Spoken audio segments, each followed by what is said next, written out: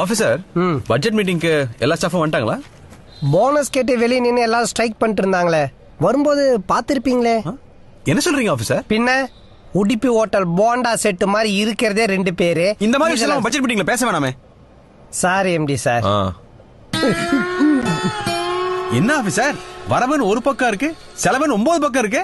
நல்லா பாருங்க, அந்த வரவுன்ற ஒரு பக்கமும் காலியா தானே இருக்கும்.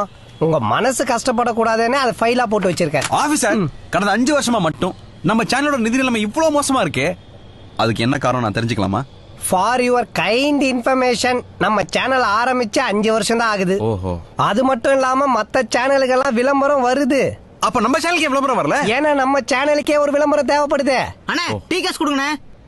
ஆபீசர், தம்பி ஏதோ டீ குடி காசு கேக்குறான், சில்லற இருந்தா கொடுங்க. Sorry for the interruption. நாம குடிச்ச டீக்கே தம்பி காசு கேக்குறாரு.